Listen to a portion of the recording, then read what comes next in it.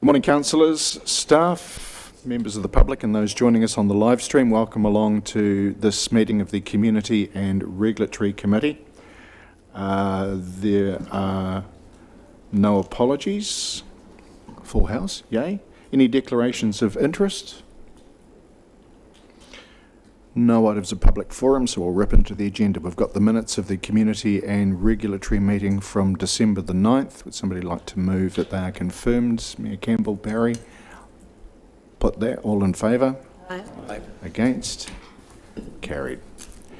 Minutes of the Community Wellbeing Fund Subcommittee from December 4. Moved Councillor Broad. Seconded Councillor Toe McNaughton. Any questions or matters arising? If not, I'll put that. All in favour? Aye. Aye. Against? Carried. Thank you. Minutes of the District Licensing Committee, September through to January. I'll move that they are received. Seconded by Councillor Bond. Questions? Put that. All in favour? Aye. Against? Carried. The Housing and Code of Practice Plan Change 2, the approval to appoint the hearings panel. Jonathan, welcome along. So I'll take the report as read, but this is just to advise that in regard to the Plan Change 2 process, the hearing panel has now been appointed. Submissions closed on Friday. At this stage, we've had 18 plus one that was received late. A mixture, I'm told, of support for and opposition to. Happy to answer any questions. Thank you. In the recommendations, excuse me, the hearings panel will consist of myself, Councillor Bond and Councillor Boyle, all holding RMA certifications and having been through that process. But because we've been in the pre-consultation process from the beginning, practice-wise, it's good that we have an independent chair, and Megan Mackay has been recommended as that person, so that's included in the recommendations. Since I'm listed in the recommendations, I don't want to move it. You're listed too, Councillor Bond. Oh. Councillor Crackett and Councillor De Vries. Sorry, what are you asking for? So it's the 4 recommendations. We received the report. Note the appointment for the hearing panel. Note who's on it, and delegates that panel to hear the submissions and further submissions and make a decision. So when that comes forward, council either receives or rejects it. I do have a question come comment. The number 4, which allows the hearing panel to make a decision on behalf of council on the plan change, and then if I go to background, it says that the panel can decide to confirm the plan change, or amend the plan change, or reject the plan change. I think given the significance of this policy, I mean, I would be inclined to support the first one, that it may confirm the plan change.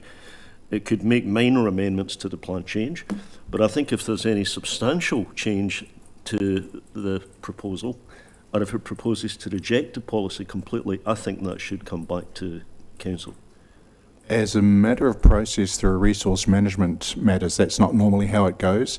It's really important to have had a context of being through the hearings. But that said, Jonathan, what right does council have with that final recommendation from the hearings panel? So through you, Chair, my understanding is that if substantial changes were to be made, there would be a need to reconsult. If there were substantial changes being made, they would be based on the submissions, would they not? That's correct. Right. Does that help, Mayor Campbell? Well, my question still is that this is an extremely important policy for council going forward. It was determined by a council resolution. It has gone to the hearings panel. If the hearings panel, for example, were decided to reject it or to make a major recommendation, then I would have thought I would have came back to council. Now, I'm not exactly clear, to be honest, the response that Jonathan made, whether that would come back to council or not. So my interpretation of Jonathan's answer was if there were substantial changes that were being made, that would need to come back. Is that correct? That's correct. Any other questions? If not, it's been moved and seconded. I'll put the recommendations. All in favour? Aye. Against? Carried. Thanks for the questions. Regional Council Navigation Safety Bylaw as submission on the proposal. Chris and Cassie, welcome along. So this is Environment Southland seeking feedback. Do you want to take us through our submission? Sure. Kia ora, councillors. So there's a few points in the attachment that are being proposed to raise as part of the submission from Council, Invercargill City Council. And the first one is around swimming. And I'd like to just suggest that the first point is around open water swimming, but that be changed to swimming, diving and related activities, which relates more specifically to Clause 30. It could be interpreted that it's relating to Clause 32 of the draft bylaw that's being proposed. So just want to make that the writing clear in that title. And that's understanding about the words around swimming and diving that is being proposed.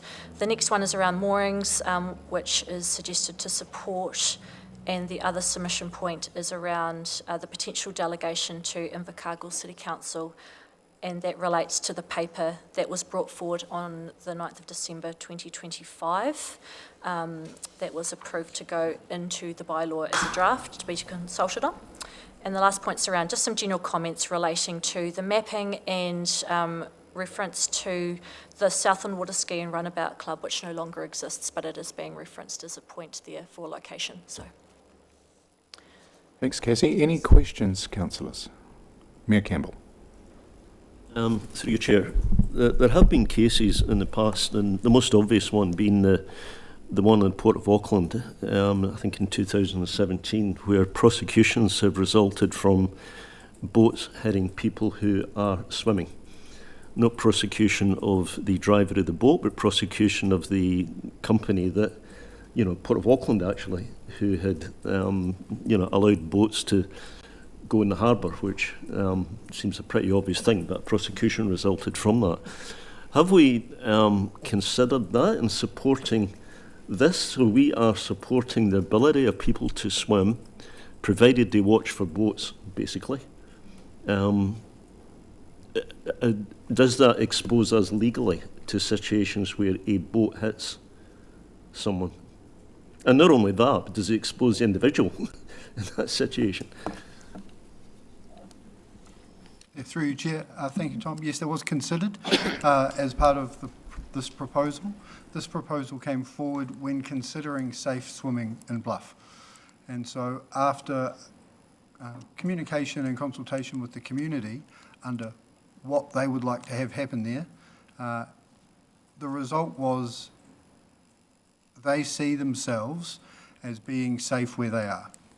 Under the analysis of other bylaws in similar situations, the wording is different in other bylaws. So the other bylaws definitely state to give way to a motorised vehicle, and then safe swimming can happen there. In this situation and in this location, the incidents that have occurred is one, and it was a long, long time ago, and so that was considered when putting this proposal forward.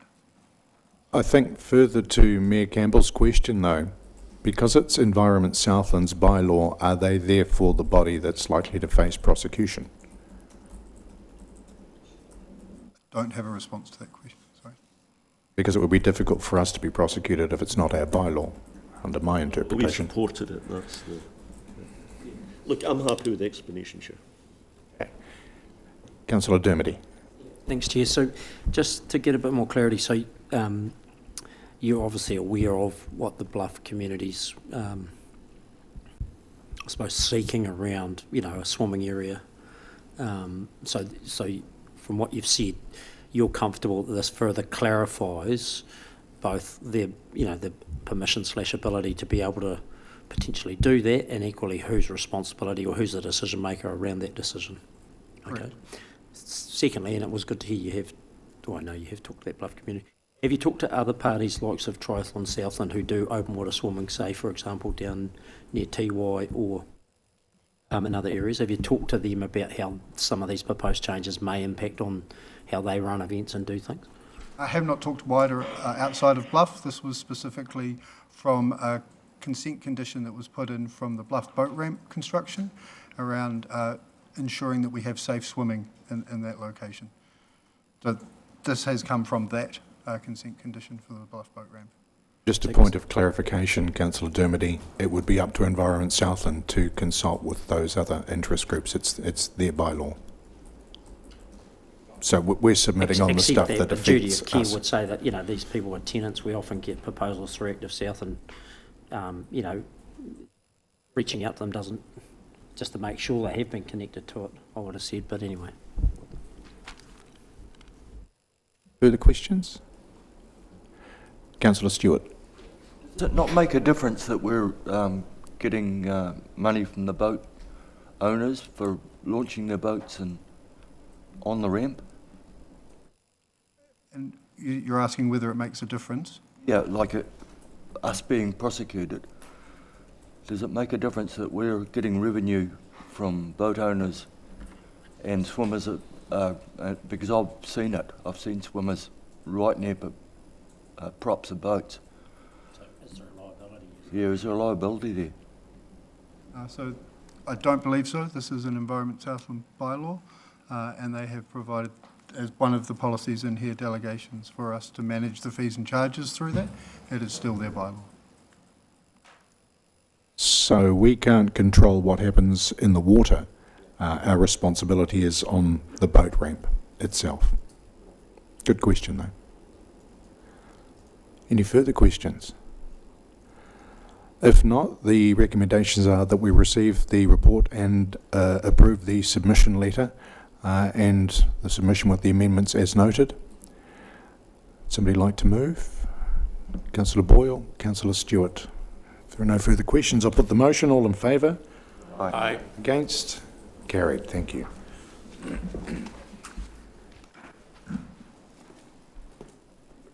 That brings us to the Southland Regional Outdoor Stadium Needs and Analysis Assessment Report.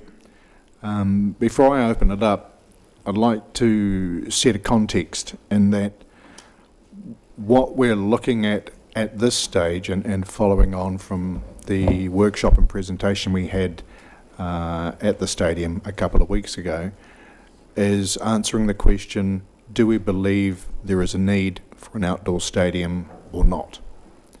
If the answer is no, that's fine. We go down the process of what do we do with the site if it's not needed. If the answer is yes, then the point we're at now is starting a year-long process to lead into the long-term plan next year. So a lot of the detail on options is yet to be finalised, and we can provide some direction on that today, if that's the path we choose to go down. I've had some feedback about some modelling would have been useful around cost options, but the expense of creating that modelling when we're not sure yet which directions we want to have as options, given in mind our new frugality that we've been displaying over the last couple of years, we can do that modelling when we know what the options are that we want. So that's why all of that detail isn't in there. That said, we do have two substantial reports that have been created over the past 5 years that give a background to why we're in the position that we are today. I think it's also worth remembering that it's an outdoor stadium. Historically, it's known as Rugby Park, and people have seen it as a venue for rugby, which primarily it has been. But our objective would be to maximise the potential use outside of that, both on the field and off. For example, in the past, we've had events like, there's a Little River Band concert, Monster Trucks,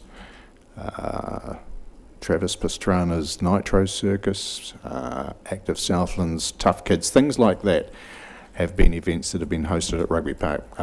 Relay for Life is another one.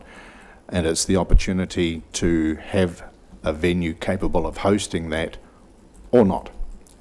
And that's not predetermining, even if it's on the same site. Do you want an outdoor stadium or not? So that's the path that we are heading down. Do we want one or not? I'll give everybody the chance to give their feedback. But at this point, I'd like to open it for questions. Rex, before I do that, nothing else you'd like to add? So questions before we get into comments later on. Councillor Bond. Thank you, Mr Chair. Just one question at this stage. I know that we're going through the process of being legally owners to the stadium. How far through are we, and when can we expect that to be an asset in ownership? Patricia?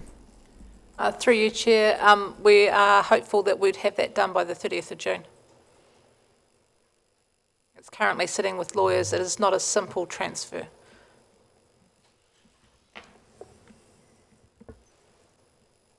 Any further questions? Councillor De Vries. Thank you, Chair.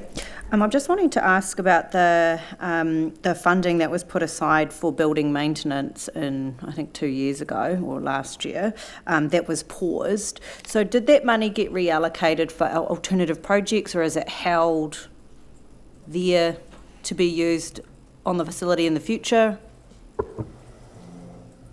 Patricia? Through you, Chair, that money would have been, I think it was taken out of the annual plan. So it was borrowed for. So it's just borrowing that we didn't need to do.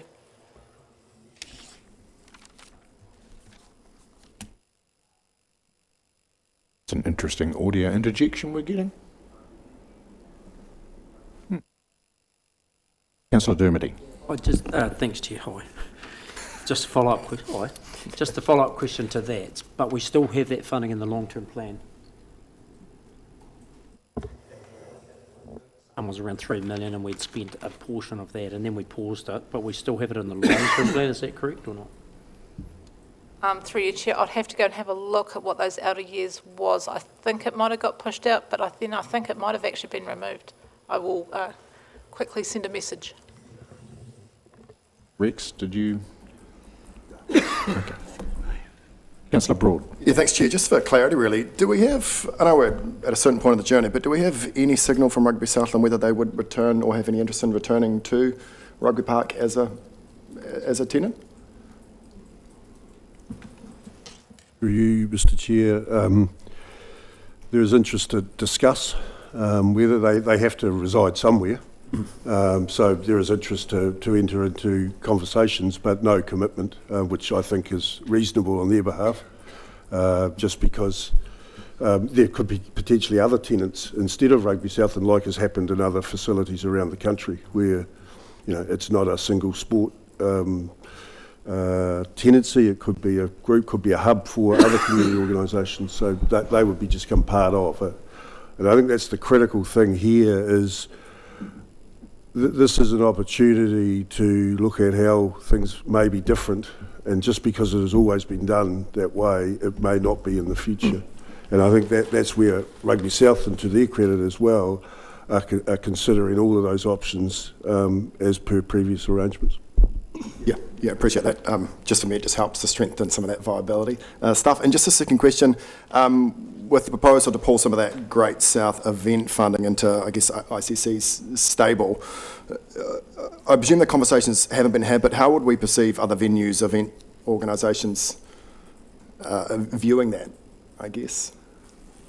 Mr Chair, the feedback I've received personally directly has been positive from other event organisations or others that are involved in delivering events, in the sense that it opens up a conversation and that provides the opportunity for people to get around the table and actually work collectively and collaboratively to understand what is most appropriate for what particular venue, so that there's not cannibalisation, I suppose.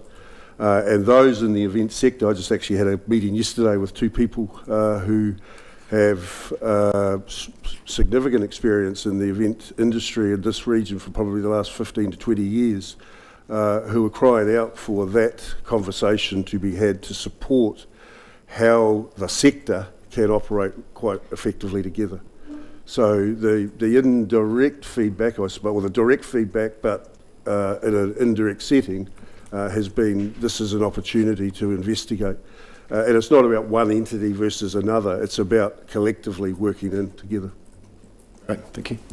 Michael's good. Mr Day. Through yourself, Chair, since it was raised in relation to event funding, I just want to highlight event funding as would be part of your long-term plan decision making. It is a service that you currently contract out and would need to be considered from a council perspective as part of that process.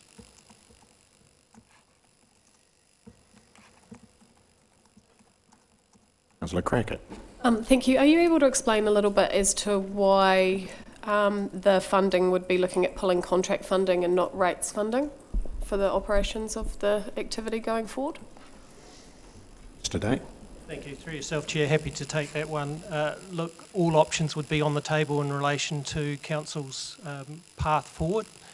Could choose to, as part of that process, add additional rates funding to fund it, or they could other contract provider, or continue with existing provider and increase the rates component to up that. In relation to the events provision, all options should be on the table for Council as part of a long-term plan process. I think what's said in the report was merely a suggestion. That is correct. Further questions? Alex, have you got another one? No, I'll sit on that for now. Thank you. Councillor Bond. Thank you, Mr. Chair. I think your opening statement about whether or not we need a outdoor stadium or not, and I think for me, that answer for me is yes. I think we do.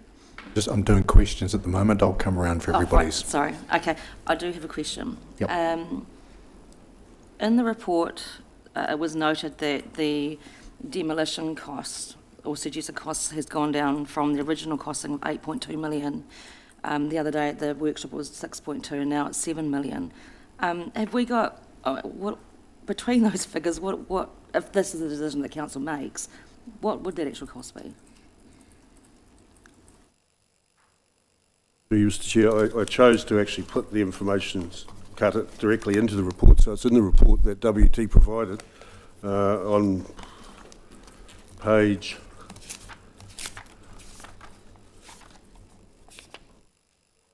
page 60-61 of the report. The information talks about a total exclusions identified to be added $6.5 million. With the actual executive summary, clarifications, exclusions, scope, all of the detailed data there. Okay, but it says 7 million in this report to us. So is it a typo? No, so that is including the additional 400,000 for the exclusions identified to be added. Okay, thank you for that. Councillor Dermody. The numbers that have been talked about is, between 30 plus then an operational cost, I think, of 500,000, operational capex cost of 500,000. Have we done the rough numbers around the rates impact of those? That would be part of the long-term plan conversation, because it would be incorporated into the bigger conversation about when starting to look at prioritisation as well in the long-term plan process as to where this sits against other potential spend. But that you're talking about a loan repayment on 18, well, say up to $18 million, which the finance team would model according to their long-term plan process. I haven't done that yet, Councillor Dermody, as part of this, but that would be awaiting that conversation as part of the long-term plan. Just if I may, Chair, so, you know, I think it's important, well, I believe it's important that, you know, accept that it may be we don't do something and do this, but the current slated plan would be this would have an impact on rates in a upward trajectory or negative fashion, probably from ratepayers' perspective. So I think that's the assumption I've made in calculating this decision, and just I've worked through the numbers and it comes in at around 4 to 5% rates impact if it's as it just sits here in terms of capital plus thing if you do it over a 10-year amort. So, but I accept that finance have got to do that, so it's only my figures. Patricia? Thanks. No, sorry, not you. Patricia. You'd have been Councillor Boyle. You're in the holding pattern. Through you, Chair, I just want to clarify a couple of points there of Councillor Dermody's. It's probably around a 2 to 4% rates increase, but it would all depend on how long we would borrow for, given the extended life of that asset. So that's why working out what the rates impact at this early stage is something we would do later once we know what our assumed borrowing costs are going to be like over the length of the LTP and where this would get phased in that process.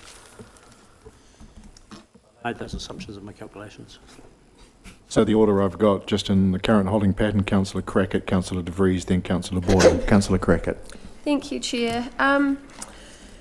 Assuming yes for that we need an outdoor stadium, are you able to talk to Rex if there's been any consideration around whether or not we would be the right entity to run said outdoor stadium, or whether or not you've had any conversations with the current indoor stadium and the potential to run them both as a business unit? So specifically, no, I haven't talked to the Southland Indoor Leisure Centre Charitable Trust in terms of its ownership model, because obviously that would be a conversation that would need to be had with those trustees in terms of both and how that is operated. Is obviously Southland Indoor Leisure Centre Charitable Trust is the owner of the asset, and Stadium Southland Limited is the operating manager of the asset, or the governance to manage the entity. What I have done is considered what other regions have, how they operate them, and I've also considered historically how this has been managed or governed and owned in Invercargill over the last 25 years. And so I think it's really important in consideration of that, that when Rugby Park was first redeveloped in 2002, obviously Rugby Southland was the owner and operator, and that's I think the historical clouds that hover around some of the perception of the fact that it's a single-use facility, and that is still hanging around even though it's theoretically not. The second point I would make is that through whether right or wrong, and I think I've tried to make it quite clear in the report, that this is not about naming and shaming or blaming. This is about the context at the time in 2014, 15, 16 of when the Southland Outdoor, so in between times, this facility moved from ownership of Rugby Southland to the Southland Outdoor Stadium Trust. The Southland Outdoor Stadium Trust, which was a similar entity, I suppose, in terms of its makeup and its purpose to the Southland Indoor Leisure Centre Charitable Trust, so it was operated separately, was in a position that it then was struggling to operate, and hence why it came back into council's ownership by way of IVEM and Invercargill Venues and Event Management and Invercargill City Charitable Trust. There is again, what I have done is based on my professional judgment and based on the historical context and learnings or not from the past, I have suggested because Invercargill City Council currently has a suite of venues that it operates, including the Civic Theatre, including the Scottish Hall, and I've put in the report the Anderson House by de facto, and it may be that that is another one that currently is managed by, it's still owned by the city, but is managed by an independent trust, but it is struggling and may come back and knocking on our door as the last person standing or the last entity standing to consider that this would become another package of, or a suite of facilities or suite of venues that could be, in my view, managed appropriately by Invercargill City Council's direct venues and events team and staff. There is nothing stopping us through this process of looking at alternative ownership, but who would want to take on that asset would be the realistic question I would ask, or liability. I would ask when you've already know you've got a 13 to 18 million bring right build as the owner to before you take it on, and then govern it and then asset manage it appropriately. Follow-up question. So yeah, I really appreciate your explanation there, Rex. So if has there been any consideration to whether or not the city could be responsible for the immediate remediation to the entity, but then once it is, like you said, make good, transferred to a type of model like the indoor stadium? The reason why I ask this, or why this is, I guess, followed my line of thinking, is that the Southland Stadium indoor has been really successful at attracting multiple funding streams. That if we continue to own it and run it in totality through IVIM or through Invercargill City venues,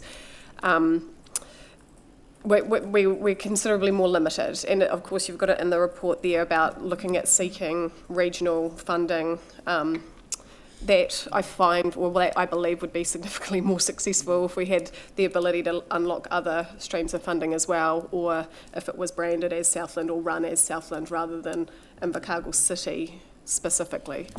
So my question, sorry, was at the start of that. Yes, so two things to that, Councillor Crackett, I think are important. I mean, we can talk about ownership and we can talk about running it. You know, as I mentioned before, Southland Indoor Leisure Centre Charitable Trust is the owner of that facility, but it is operated by Stadium Southland Limited, and while it's got an arm's length relationship, they still are separate from an entity perspective and from a accountability, roles and responsibilities perspective. So I think the question that would need to be asked is, and it's not for me, it's for the people sitting, your colleagues sitting around the table, is would you be willing to invest to bring it up to a facility that could be then handed over with limited, apart from good asset management planning from there on, to hand the ownership over to a third-party entity for it to take then the risk and responsibility, the risk and reward associated with owning the facility. The question I would ask back, I suppose, is would you then also be asking it to operate it? Because they are quite distinct differences. And even within our own council internal operations, asset ownership, asset management and delivery from those assets in terms of operating them can be quite separate, but they need to be linked in my view. Councillor De Vries. Thank you, Chair. Almost, I guess, following in a similar vein to Councillor Crackett's questions, Rex, can you, if we were to move forward and look at considering this as part of the long-term plan, what other investigations or business case information needs to be built? What information can the public expect to get before it goes into a long-term plan? Very good question, and one that I would certainly be driving. I think when I say I'd be driving the need for more detail around the operational requirements to support the functioning or appropriate functioning of the venue. I go back to the report that was done, tabled as a final report in February 21, what is known as the OTM report. It identified exactly these same issues, but the next steps weren't taken. So what I encourage, or what I ask, I suppose, is to be encouraged, is that those next steps of what the operational requirements would be in terms of, the capital is to me, as I think I said in the briefing a couple of weeks ago, the capital development of any project is relatively the straightforward one in terms of cost and investment required for the structure or for the build. The operational stuff is the one where you have discretion, and so I would be providing you, or ensuring the council was provided as part of the long-term plan conversation, that not just a number plucked out, but the rationale or the to operate that going forward. And there's good modelling happening. I mean, I've got the operational budget for Whangarei, for Seminoff Stadium. I've got the operational budget for Rotorua in terms of the council commitment to that. Now, that includes the repairs and maintenance. So we already have an asset management plan that has been done for the current facility, including all the fittings and furnishings and equipment, etc. So that can be slotted into the next 10 years and beyond. But also operationally, what would that look like? And so I would come back with greater detail around that, or would require that to be coming back to council as part of that long-term plan discussion. I think that's the bit that we perhaps haven't done well in the past in terms of most of our capital development work is actually having the conversation now rather than building it and then worrying about what it's going to cost to operate or how it's going to be operated. We need to be having those conversations over the next 12 months, because the operational budgets, whether they sit in-house, to Councillor Crackett's previous question, or whether they're outsourced, I would think that whoever they would be outsourced to, just like Stadium Southland currently has 700 or so K that is contributed by this council to its operation, there would be, whoever, if it was outsourced, would be asking, well, what's the operational contribution you would be looking to assist us with the other partnering funders as well. Thank you. Just a follow-up around how we ensure it strengthens, whatever option we choose, how it strengthens our regional network of facilities. So I feel like we're kind of focused on terraces and seats and a field, but what's the bigger picture? So, good question again.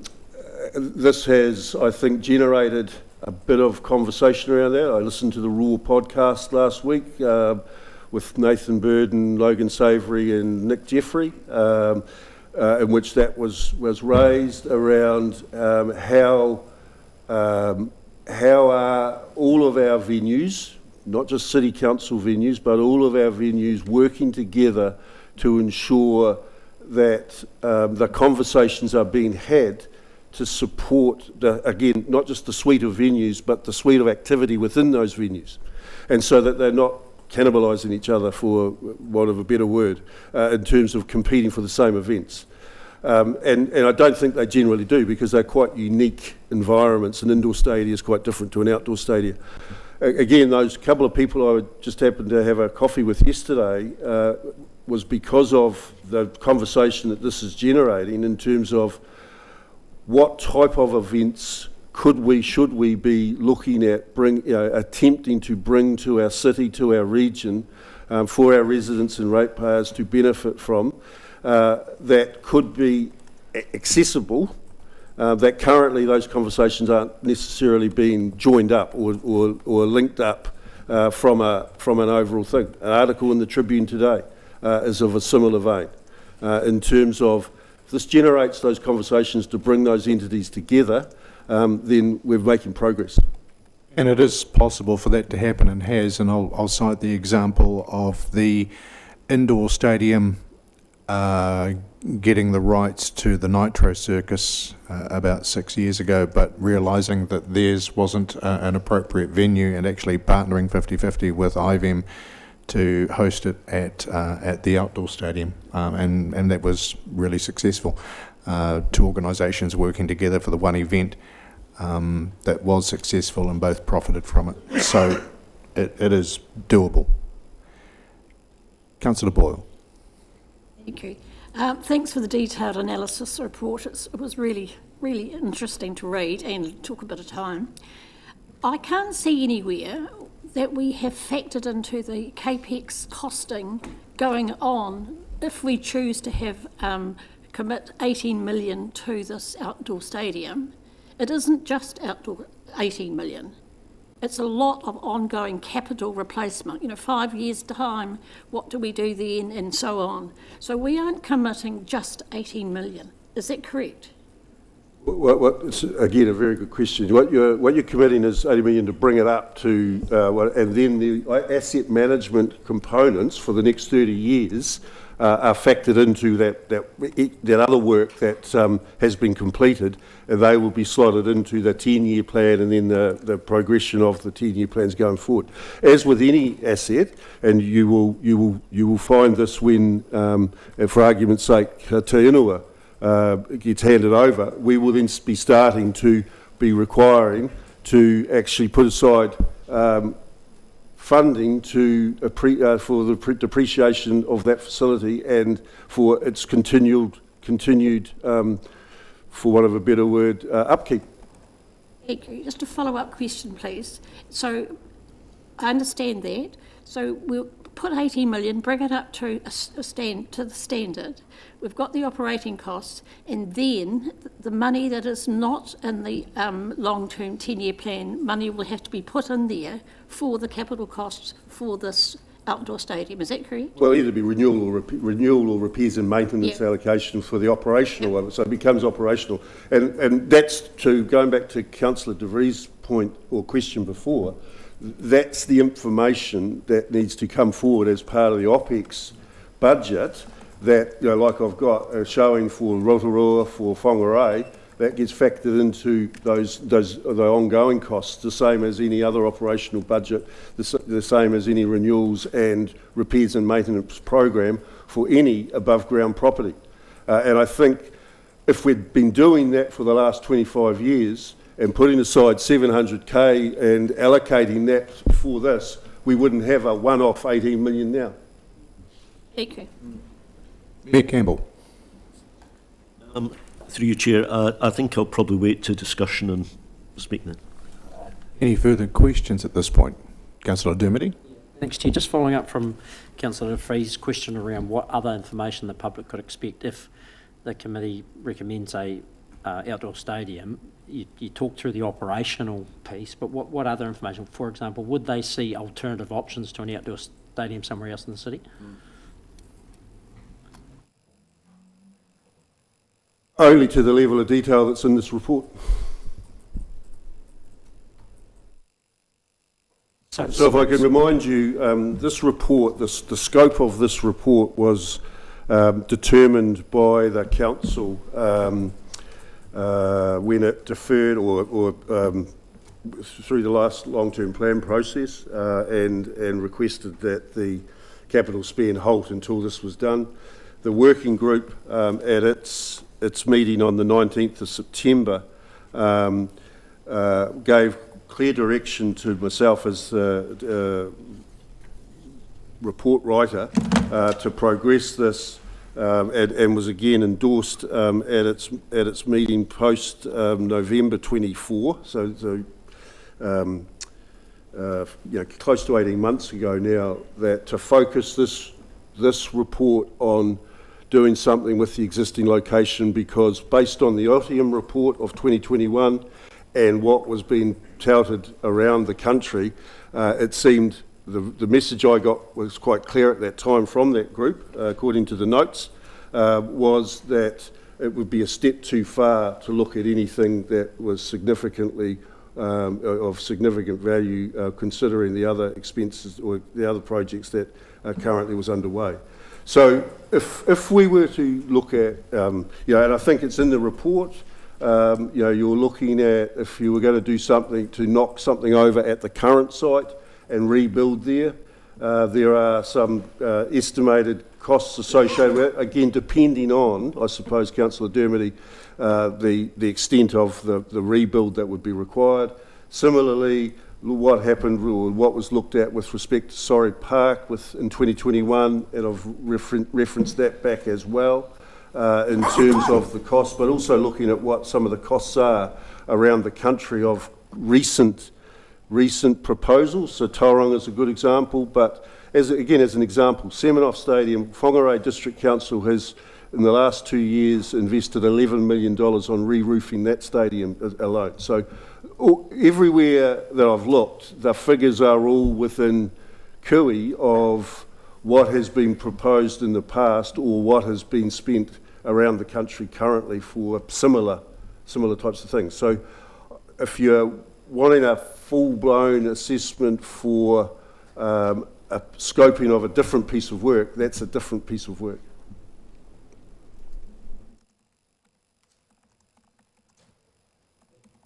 Councillor Stewart. Yeah, would I be right in saying that, is there a outdoor stadium in New Zealand that actually makes a profit? Would you be right in asking the question if they do? You can ask the question and I can say from my understanding, none of them would. We looked at any funding from SDC and the Gore Council? And through you, Mr. Chair, it's part of one of the recommendations about whether you wish to pursue that in terms of the regional funding approach conversation. And I think that's one of the recommendations is noting that that's our recommendation in the report to revisit some of those conversations, which, like I think I said at the briefing, have happened in 2007 and also in 2012, but haven't really happened since then. I think as a context, it's worth remembering that the shape of local government is under review at the moment, and some of those regional questions might be easier to answer if there are fewer partners, but again, we don't know what shape that'll take as yet. Councillor Crackett. Thank you, Chair. Just one further question. I know I spoke to this at the workshop, so apologies for revisiting it, but for the sake of making sure that the conversation is also in the public forum, Rex, are you able to talk a little bit about at what point, assuming if yes, the decision is that we, the community and ourselves decide that we still need to retain an outdoor stadium, if yes, at what point can we consider as a council what the master planning of that precinct would then have the potential to look like? Because you will, of course, have your outdoor stadium and then you've got the aquatic leisure centre. We've also got in the long-term plan the potential for an additional pool. I think it was 2032 from memory. We've also got potential for, we've got coming up the redevelopment of the changing rooms and I'm assuming a lot of stage maintenance and additions across that, the cycle of the next LTP. Are you able to have a bit of a conversation around when a master planning for that precinct at that stage what that could look like? Mr. Chair, I thought that question might have come up. My suggestion would be, and again, depending on where you and where the community take this, from the options that are available or not available, if you go through that process of informing it as part of your long-term plan conversation with the community, my suggestion would be that should come, because that wasn't part of this scope, but it could be part of the next iteration of the work linked to the aquatic centre work, because it would give some certainty, I suppose, as to what the council and community are wanting, or how they're wanting to progress the outdoor stadia approach, but then align that with the bigger picture approach for that whole precinct area. I would encourage us to include that as part of, broaden the scope of the aquatic services, or aquatic services work, to actually do a bit more of a concept planning and master planning approach for that whole area.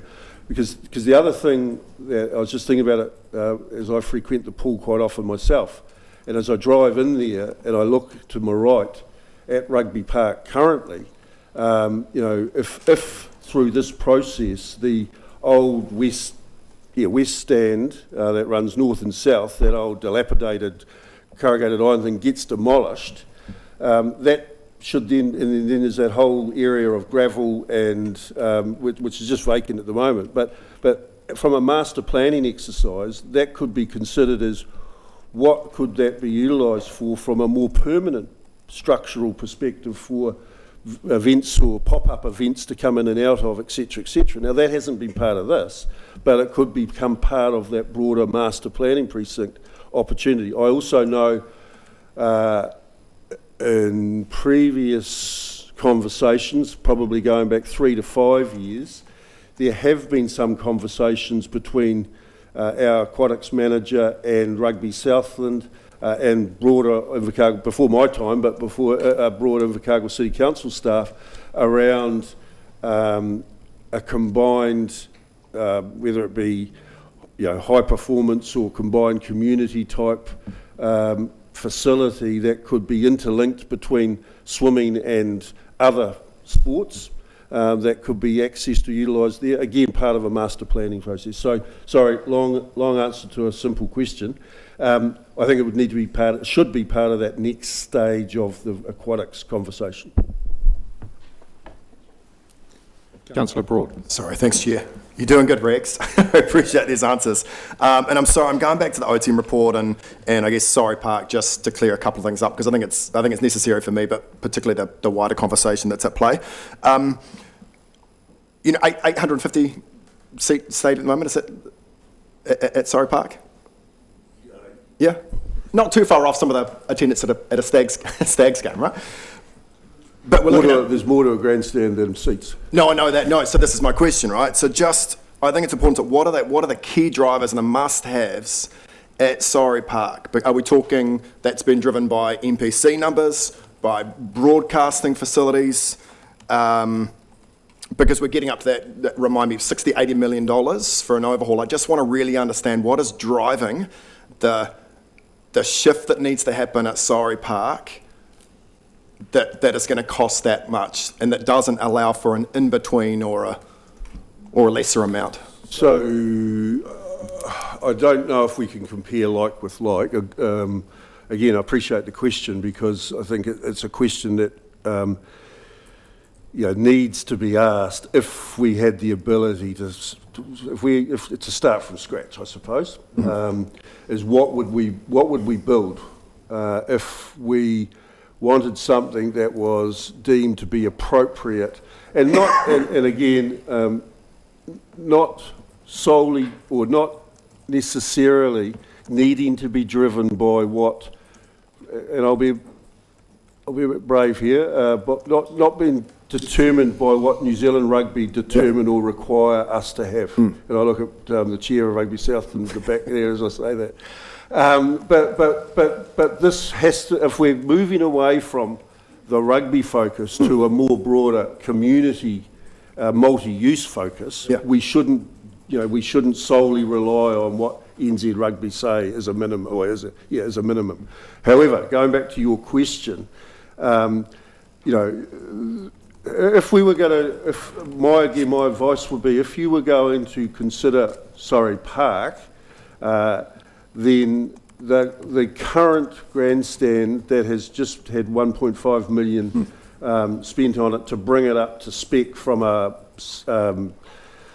earthquake perspective, it needs a lot of money spent on the services that are offered under a stand, from a experience perspective, from a player perspective, from a media perspective, from a medical perspective, from a broadcasting perspective. So you would seriously, you would need to wipe that and start again, in my view. because it would need to be rebuilt from the ground up, or else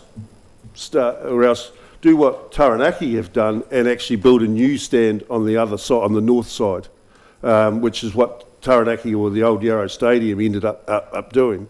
But that's why their cost escalated to, I think it's in the report, something, or certainly in my notes from when I met with them up there, it doubled, went from about a $40 million project to an $80 million project, I think, roughly around those numbers, but I've got the numbers.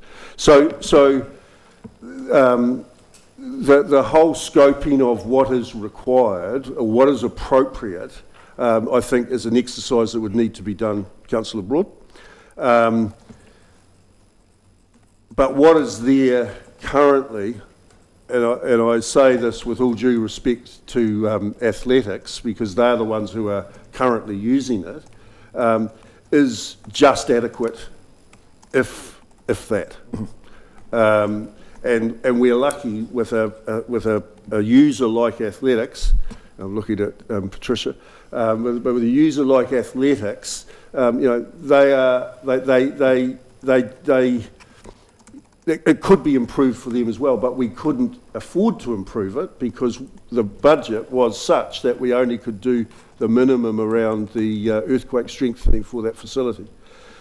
And then obviously you've got the question of the track around the outside of that current area. Now, we know from watching Rugby World Cup games in 2019, athletic tracks and rugby grounds do go together. They can.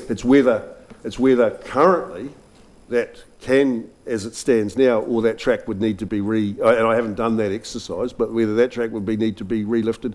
And again, that track is funded not by council, but is funded by Athletic Southland and the clubs associated with it. And I'm assuming that will be coming up to close, probably needing to be resurfaced in the next few years as well as an expense.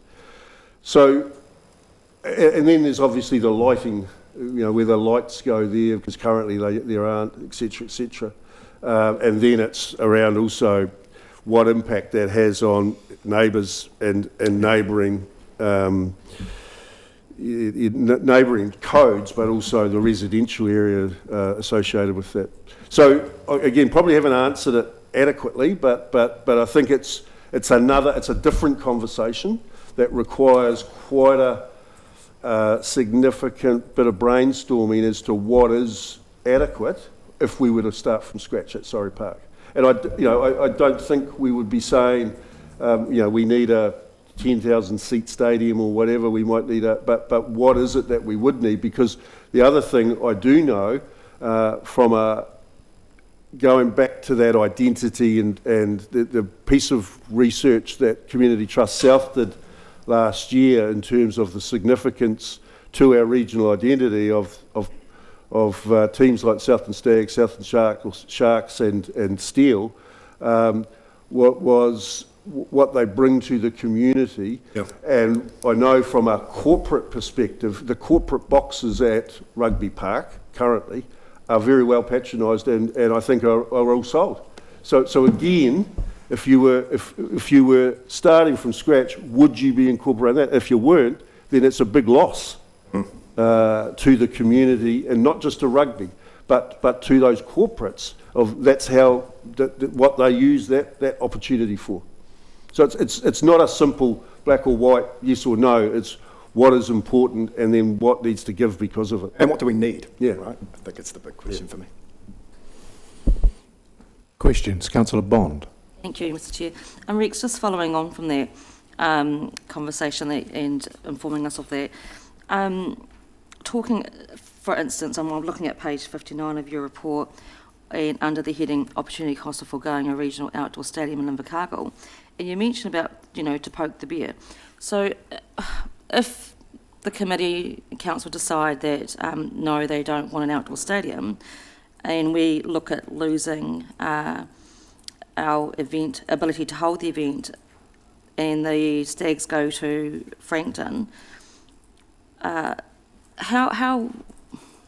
I'm trying to get my head around is, would that be an actual true outcome? That's one part of the question. The second part is, if we decided that we wanted to crash it down and build new again. What is the minimum seat requirement regulations that we would be faced with?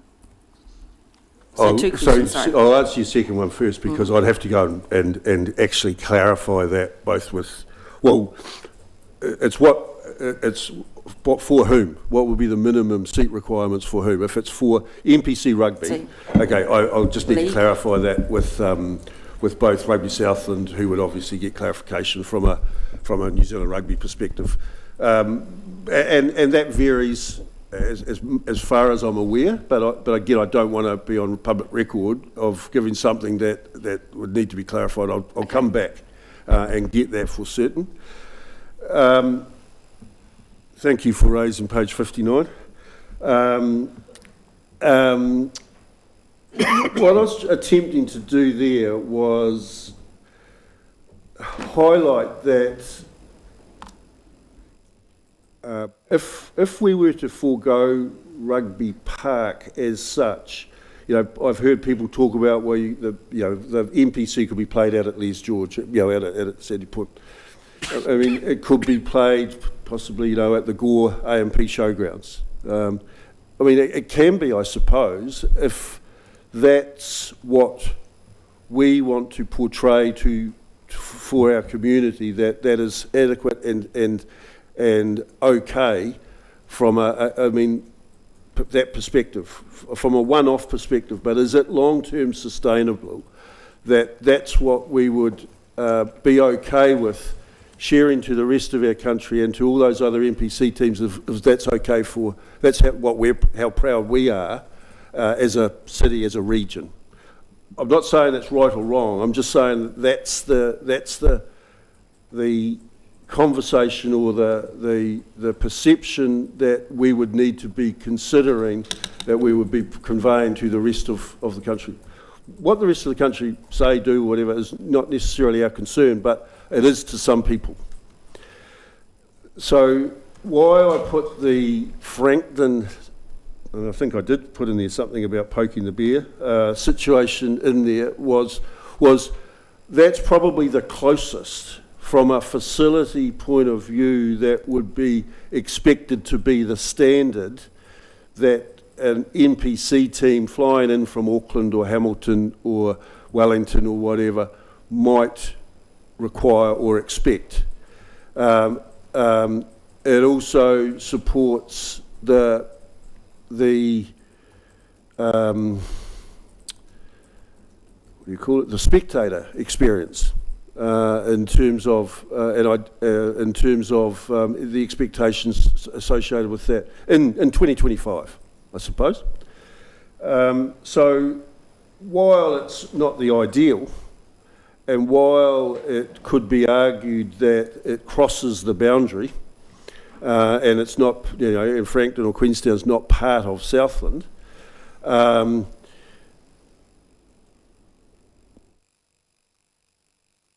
depending on the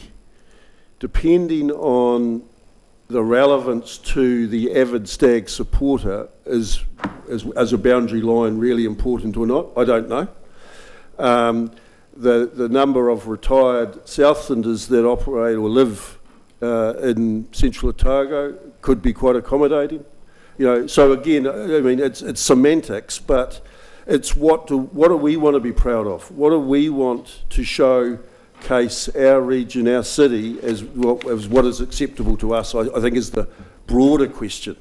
And when I sort of interrogated my own mind around this a bit more, it was like, well, the Gore AMP showgrounds, that could be a possibility, like Porirua is out of Wellington for the Wellington Lions, or Auckland Grammar School was for when I watched the Otago Auckland NPC game last year, being played out of Auckland Grammar. So then it raises, because I know that they broadcast from the first 15 games from the number one field at Southland Boys. But is that really where we would be putting Auckland NPC team versus Southland Stags? And that's, I think, the critical thing, is what is it that, what messages are we conveying to our community that is appropriate and acceptable, and then the rest of the country. And that's the critical thing. Apologies for, again, long-winded. But. Perfect. I say take a breath. Further questions before we go around for the chance for councillors to comment, and do so once and make it count. And I'll go through the recommendations one by one when we've done that. Mayor Campbell, you were wanting to make a comment? In discussion, I think. Look, I think the point that you made right from the start, Chair, is a very important one, that this is not a decision that we can make today. It becomes part of the long-term plan discussion, which might not be finalised for another year. And the reason for that is because it simply is not a decision that can be taken in isolation. Like every long-term plan, we're going to have to make choices. There are a lot of things that we want to do, and we are living in a cost of living crisis. We cannot do everything. So how does this stack up against things like the emergency water supply, for example, or the rehabilitation of Queen's Park, or the wastewater systems we put in, roading? I mean, there's any number of things where we're going to have to balance, what the things that we must do compared to the things that we might like to do. And normally when we have that discussion, we talk about things like sequencing, for example. Can we sequence things? I think the challenge that we've got with this project is that we are given actually a very stark binary choice in the paper, which is that either we spend $18 million next year and the year after, or we demolish, and there is nothing in between. So what we would normally do with projects is look at sequencing and how we can phase work so that we can try to do a little bit of everything sometimes. We don't appear to have that in this case. So what I would hope, and certainly what I would ask, is that if it is not a simple binary choice, then let's make sure that's introduced to the discussion as we get into the LTP. Because if it is a straight binary choice between $18 million, which if we pay it back over 10 years, Councillor Dermody is right, we'd add 4% to rates. If it is a straight binary choice between doing that or the other thing, then we need to weigh up how that stacks up against things like emergency water supply. So I do hope that there is thought given to whether it could be phased, how it could be sequenced if necessary, rather than just providing us with that stark choice. Thank you. Councillor Bond, you wanted to make comment earlier on? I've had quite a few questions where those questions I had in discussion have been answered in depth by Rex. So you didn't want to say anything else? Okay. Councillor Boyle. Yeah, I've got quite a lot to say actually, but I'll try and keep it short. First of all, I thank you very much, Mayor Campbell, for putting those points in. That may go some way to help us making a decision.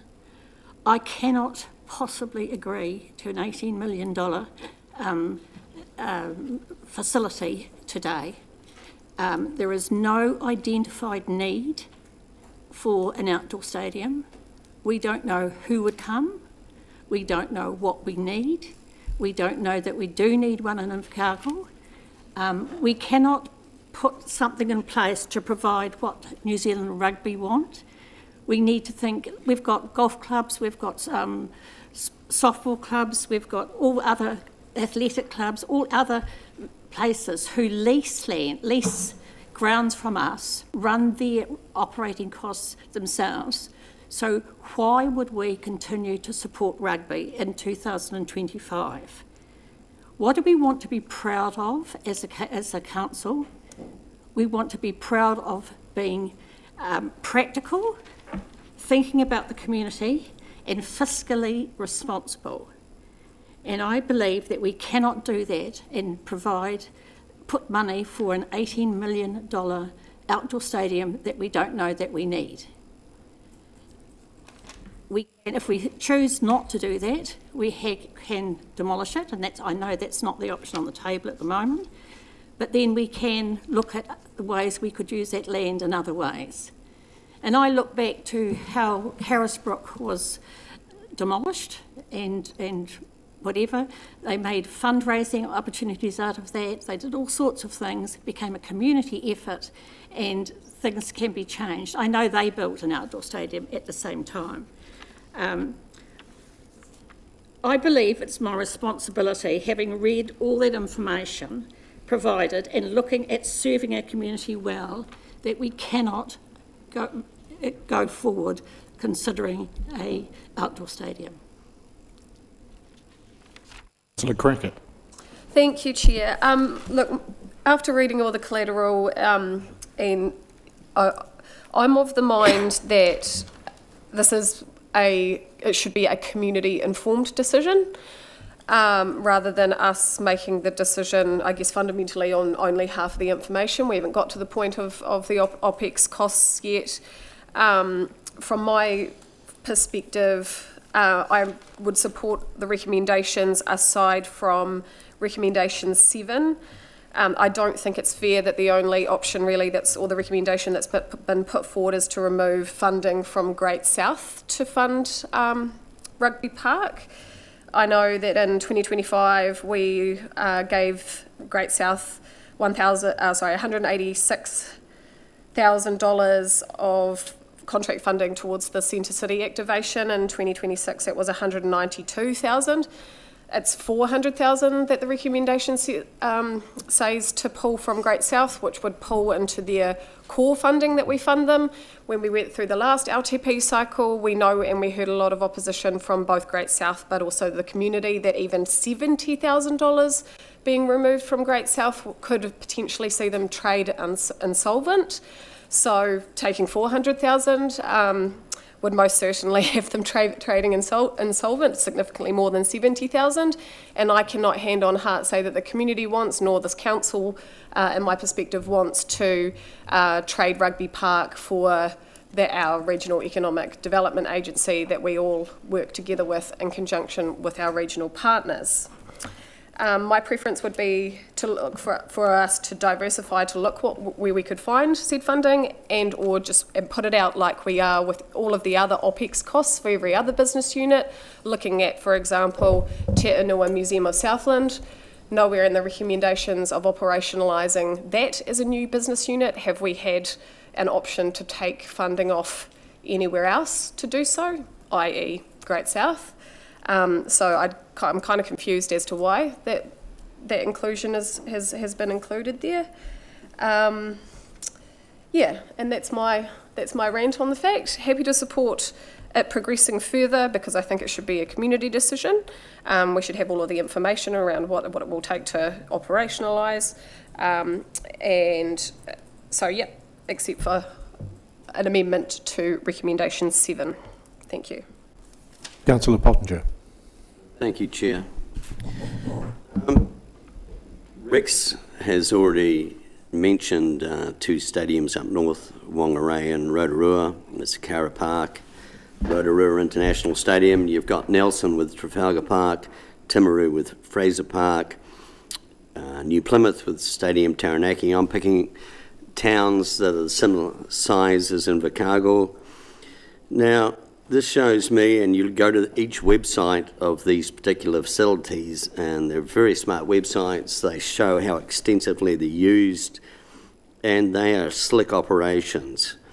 Now, we look at the Local Government Act. Now, that's something that we run by. A lot of people are yet to learn it here, but one day. So we look at Section 10(1)(b), the purpose of local government.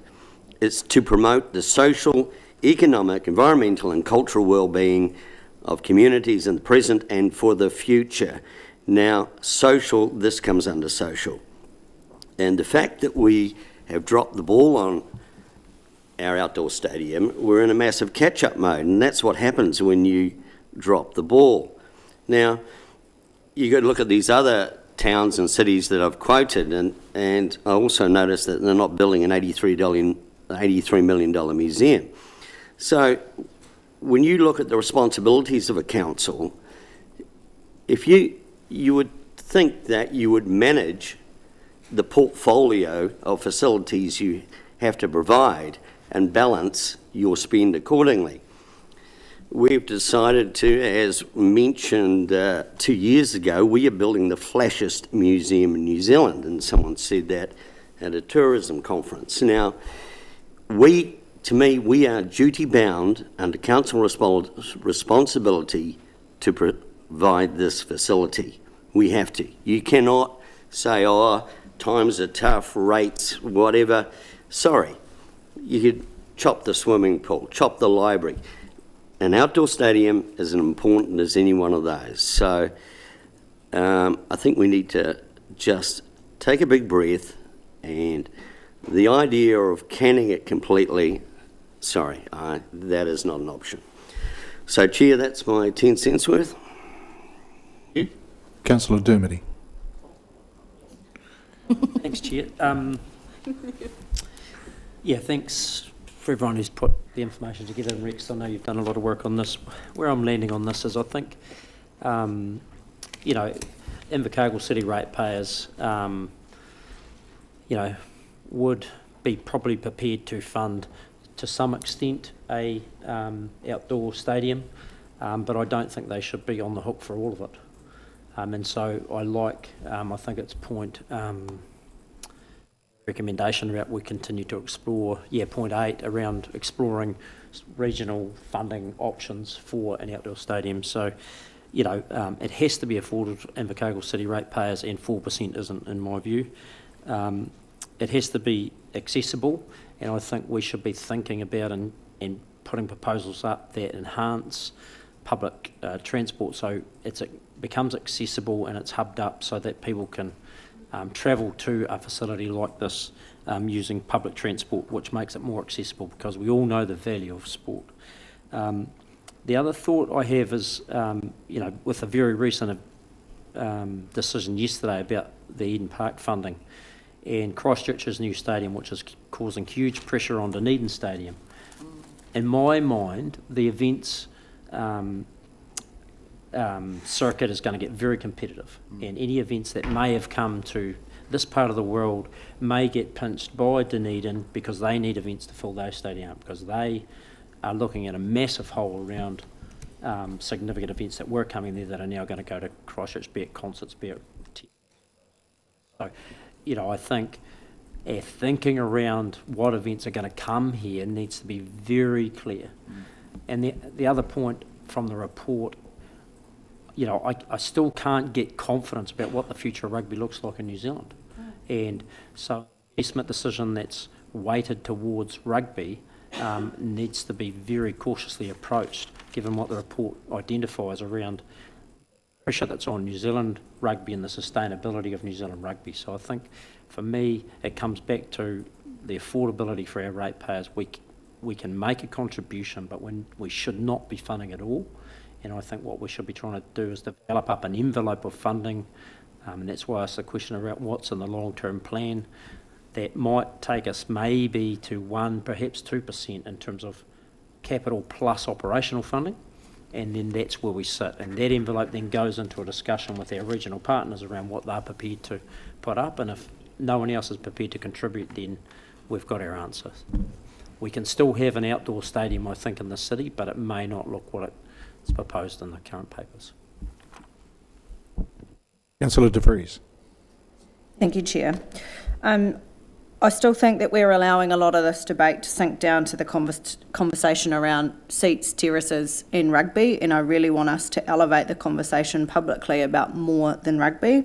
We're not trying to preserve a grandstand. We are trying to look at how we use significant capital investment to strengthen our regional network, regional facility network. We do not want to maintain duplication. The Regional Spaces and Places Strategy identifies that duplication and single-use facilities are a primary regional challenge.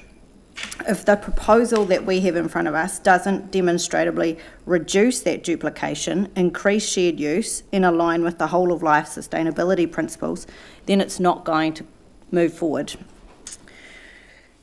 The recommendations that we've got before us, I think, embed quite a number of significant assumptions about the way it will operate, how much it will cost, and our commercial performance, and I don't believe that those have yet been sufficiently tested, and that is the next step. But given the scale and the long life nature of the asset, I believe it's appropriate to formally get all of that information before we go out to public and let the public decide. I'm not attached to grandstand sizes, I'm not attached to configuration. If it delivers sustainability and system benefits, then I will support it. I think Grant has pointed out some really good points around the competitive nature of major stadiums, but I think we need to start looking at how a facility like this can actually serve a community, what it can do for our community. There may not be a huge commercial return in that, but how it improves the livability and the regional pride and the connection that our residents have is just as important as the financial cost of the final product.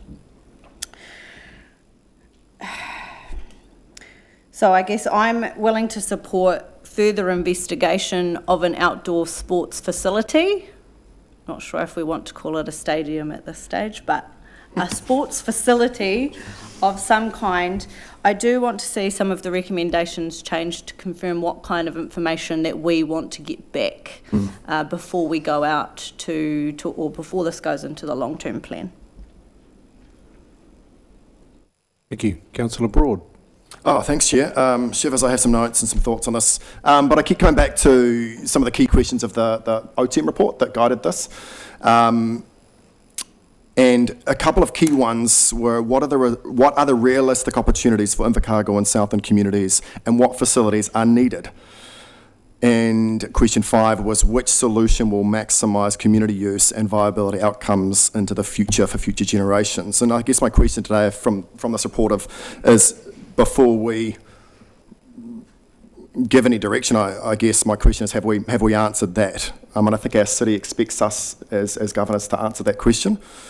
So back to, I think it was a Spaces and Places report that speaks to ensuring the proof of need and viability.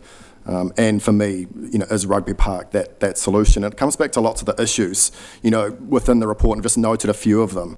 Some of them just signalled, right? So government direction and council direction on rates affordability has to be factored in. The sports sector changes, spectators trending down, 1,500, 2,000 per Stags game, 8,000 at Stags Day. And I guess a message to the community, and I have this face to face, is turn up to these games at Rugby Park. Support this venue. The sports sector seems relatively quiet on this locally. I can see voices from rugby and rugby league, but not sure that others kind of want into the space, and they're sending us a clear signal already. A lack of national direction in the space, NPC signalling changes, broadcasters too. And again, for me, it's understanding what those drivers are, Rex, around the Surrey Park site. What are we being guided by in terms of need? Who is the loudest voice at that table? What does our community need? And again, it's been raised a few times, it shouldn't be in a silo, should be directly connected to our city vision, understanding what the community need is and what is guiding that, and how does that work within the likes of Splash Palace as a precinct. If we stay on that site, needs of a particularly, ageing population and what we understand about that. So for me, I guess in terms of direction, I'm not sure I can bring myself to remove outdoor stadium or facility from our city's future. But many of us have also made clear statements that we would keep rates affordability as a priority, particularly this term. So I guess I don't believe at this point that we've demonstrated proof of need or viability and if around Rugby Park, and if that was on the basis of evidence, I'm not convinced. So do we need an outdoor stadium? I do think so, but we as governors and also our community, I think we need more information, more evidence, understanding that need and viability, and then we certainly, with that information, must commit to a strong conversation with our community through consultation. So it's a really tricky one for me, but I don't know if we've answered the question around need and viability of this site. And we need more information. We need more work in that space. Thank you. Councillor Bond, you sure? Yes, I'm sorry, I misunderstood your original question. I know that we've all had our thoughts on this, and I come back to the original question that our chair gave us. Do we believe there is a need for an outdoor stadium or not? Given years of being involved in mixed sports and looking at what our future sports can look like with the various organisations that provide quite an extensive overview of, I believe that yes, we do. What my concern is, though, is the financial side of it. I think I read somewhere we had 38% of Invercargill ratepayers attend a rugby game, and there was there was higher participation and attendance from Southland District Council and Gore District Council ratepayers. And I think that we haven't quite got our modelling right for that future sustainability to any outdoor stadium or park or whatever you want to call it. I do agree a lot with actually what Councillor Dermody said.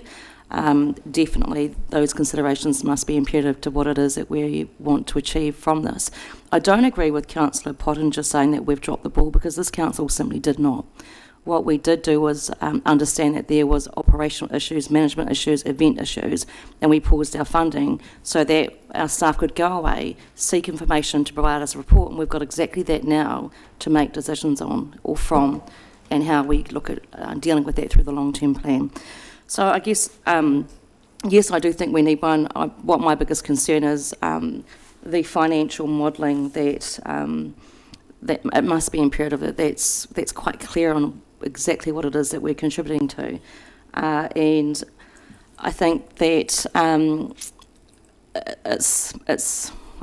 Rex was right in our workshop. You know, he asked us to be, do we want to be inspirational? Do we want to be proud of what we're presenting to our sports and tourism and hospitality?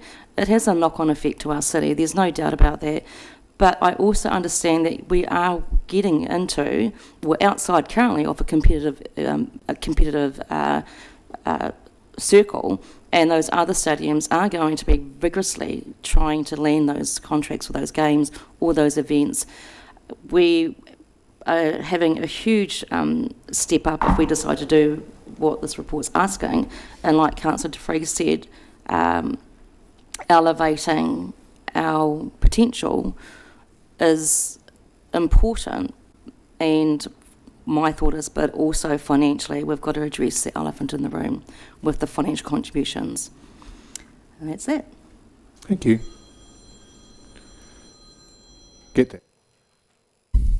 It's a gin in the clubhouse. Councillor Arnold. Yeah, I've been sitting here listening. Great discussions, great explanations, great questions. Personally, I think I see the need for having it does need to be there, and the region does need to have a facility like this. I remember the heady days of 2009, 2010 when we had the Ranfurly Shield. There was huge crowds there. I mean, these are the things that you can never do and you can never replicate unless you have a facility like this. And it's our responsibility, I think, to ensure that we actually have this and keep this as it is. Nobody's still mentioning the fact that it's $7 million to demolish it. So the difference between 7 and 18, in my view, is 11. That's the difference. Now, those corporate boxes that Rex has talked about, I mean, they must, I can count 13 in the picture on the thing. So back in those days of 2009, those 13 boxes would have generated $260,000 worth of income. And there was a time then that we were supposed to be allowed to use those boxes for business purposes. So there's a lot of things that can be done to reduce the burden of the ongoing OPEX that we don't know actually what that is at the moment. But as I said, there's a lot of these things to explore, but me personally, I support the fact that we need a facility like that in Invercargill for the region. Thank you. I recall the heady week that we had the Shield last year. And it was well shared about. Councillor Lush. Of course we need a rugby stadium. I think every major provincial town in the country has one. We need a capacity of 10,000. It's very much who we are. I think probably having been here for 25 years, the two events that really sum up Southland would be going to see a Sharks match and going to see a Stags match. And the great thing about Stags, it's the place you see the mix of town and country. 50% of the townies, 50% of the people from elsewhere. It's a no-brainer for me to spend 20% of the budget to bring this up to scratch than it would cost to build a new facility, and we do have to have one. I think what's important for when we make this decision is comms to the people, because like most people, I have no idea why we've got in this position. It's very complicated. In the report it said, let's not relitigate the past, but I think when we do go out to the public to talk about what we're doing, there needs to be clear explanation of why we're in this position, because then we can bring the people along with us, and I think that's really important.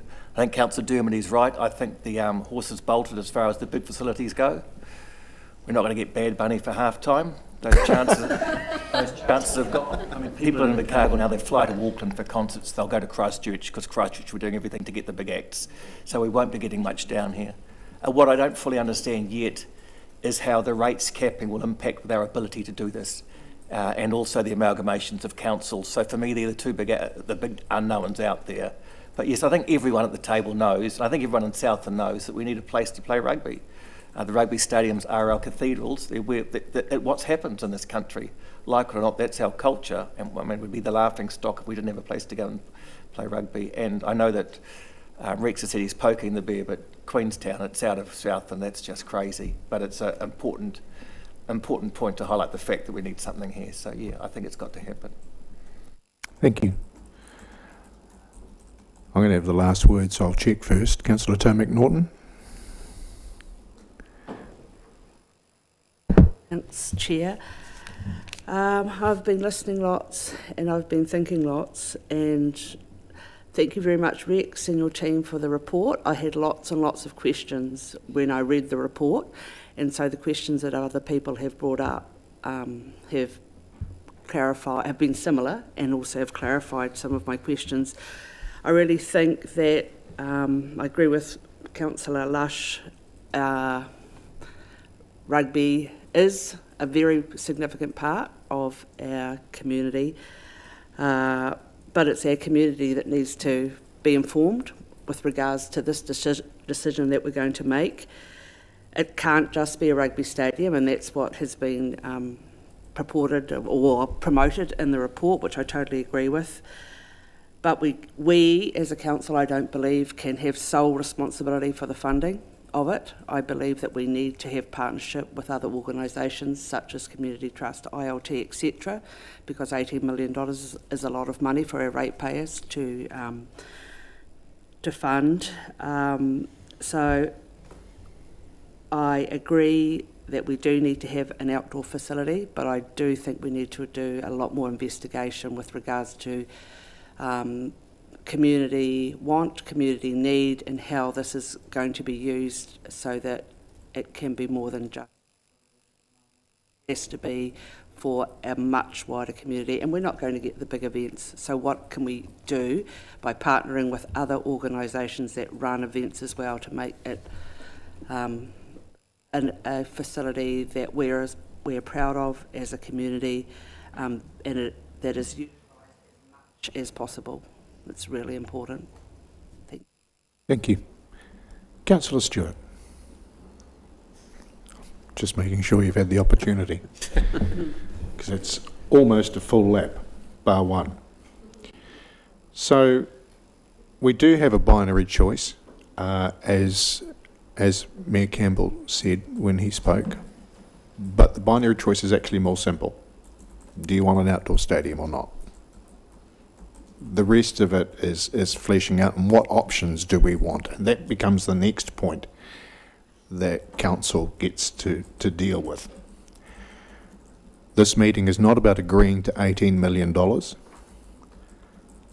this meeting is not about rugby. As a facility, it's been used for a variety of things. I've watched the Phoenix play. I've watched League there. I don't think we're on the big concert circuit, but there are outdoor events that we could potentially be attracting. The discussion around diverting funding from Great South was just a discussion point, a suggestion. It's not something we're actively moving towards. Today we're just looking for a direction for an outdoor stadium or not. I think it's really important that we remember that nowhere in the country do they make money or break even. But you look at the work that Rex has referenced that other outdoor stadia have gone through to minimise the impact, to look at what opportunities there are to include facilities that in some senses are ancillary to outdoor sport and in some senses might have nothing to do with it. An accountancy firm wanted to set up there, good on them. That's all about revenue and income. With the changes that are going on in local government, it's hard for us to answer at this point some of those questions around regional support, because we're not really sure for the next while anyway what shape that's going to take. But it is one that needs to be fully discussed because the usage for people outside Invercargill City is probably greater than 50-50, but also no different to the indoor stadium and many of the events that happen there. The potential to relocate to Surrey Park has come up in discussion, and it is a possibility, but from a planning perspective is fraught. And some of that's around light spill and noise from outdoor events, which might not necessarily be daytime. Doable, but if you want to hear from the public, that'll get them coming forward, because they certainly did for an indoor stadium. I think anybody who lives within Kiwi of Rugby Park expects that occasionally there's going to be the roar of a crowd in the evening, or the sound of a fire alarm when cheese rolls burn. But it's also not flanked on all sides by residential property as well. And traffic flow, if you look at potential ways out, you don't want to be exiting onto a small street in Glengarry. So there would be things that you would need to work around and considering that. Many of the recommendations that are in front of us are actually just about noting the information that's in the report and recognising that in making a decision that you're aware of that. But there are the opportunities to look at how some of them are shaped, and we've had some feedback about that. So do I think there is the need for an outdoor stadium? Similar to the points that Councillor Pottinger made, yes. Every other provincial area has one. The alternative, if we didn't want to progress with it, is it becomes an opportunity for Gore or Riverton. Possibly a bit too far to go to Te Anau, but it could go outside the province to Frankton. I think the risk then for the primary user, which is rugby, and it's not all about rugby, I know, is that they'd lose a lot of sponsorship from the ILT if that was their base. So I'm interested in seeing us say, yes, we want to see what an outdoor stadium could look like and scale it and get more modelling done so that we can make a better decision around how we meet those costs, how we address those regional issues, and where do we sit in the events world, not just for attracting outdoor events from outside of the province, but how do we get better use of those facilities from those sports within our province? There used to be a weekly club match that was played there back in the 80s and 90s. I know the clubs would rather have them at their grounds as well because they do more through the bar at those events, but there's also a degree of gravitas that comes with playing on that ground as well. And that goes right down to schoolboy teams and schoolgirl teams. Sorry, didn't mean to rule out the blossoming women's rugby, which is actually, in many cases, more exciting to watch. So I want to go through the recommendations individually, and that gives us the chance to shape where we go from here on in. First recommendation is simply that we receive the report. Yes, moved Mayor Campbell and Councillor Dermody. Any discussion? Put that all in favour. Against? Carried. I'll take the next two together because they're kind of tied in. Note the background to the Needs and Analysis Assessment Report, which informed that, and notes the Rugby Park Future Development Commercial Options and Opportunity Review Report from February 21, the OTM report. Councillor Bond and Councillor Toe McNaughton. It's open for discussion. Councillor De Vries. I wanted to add to this, or reword recommendation 2. Sorry, I didn't get in before. That's what I just wanted to add, and I think it's the last line, recognise the need to advance any future development based on the report recommendations in future business case modelling. Because I think if this is going into the long-term plan, that it needs to have more than just more information than what is in the report recommendations as it stands. Okay, so would you be satisfied with the full stop coming after the word development?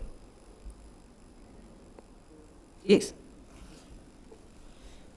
So would the mover and seconder be comfortable with that?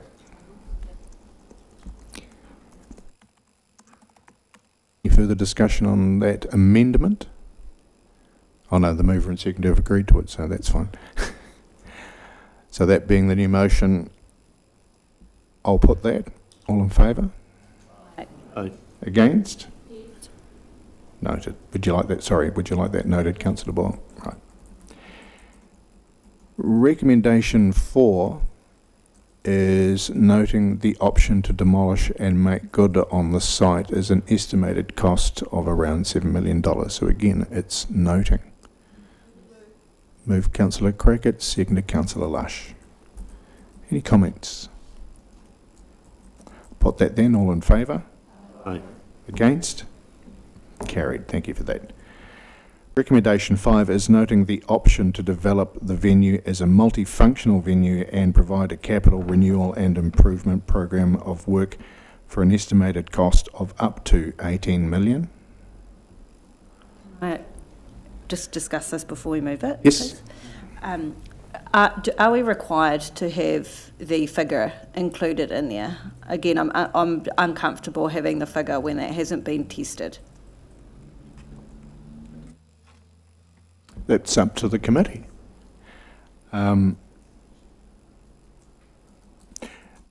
It's the cap that's mentioned in the report. Mayor Campbell? I was just going to say, it seems to me that the 18 million is pretty well substantiated by a very significant engineering report. So I think what persuades me to support it as it is there's no reference to schedule or sequencing. So it just recognises the $18 million as the engineering cost that's been highlighted without talking about when that might be done or when it would be done. So I would support it on that basis. It's not committing to it, it's recognising that as the cost. Councillor Dermody? reflecting on Councillor De Vriese's comment earlier around facility, you know, for me, but it could be semantics, the venue should be removed and it should be facility, because I think facility talks to a different type of develop, just a venue. But I'm happy to have that. Venue, to me, suggests a specific place. Facility suggests a functional, the functionality of it, less so the location of it. Venue to me, and this is a personal opinion, venue to me talks about the site, Maybe whereas told 'em wrong. facilities are not just the site, but what's around it, what's on it. Yeah. Well, just wanted to raise it. Barry. Sorry, Councillor Stewart. Yeah, thank you. I'm hoping that everyone realises that the 18 million is to try and deal with a leaky home.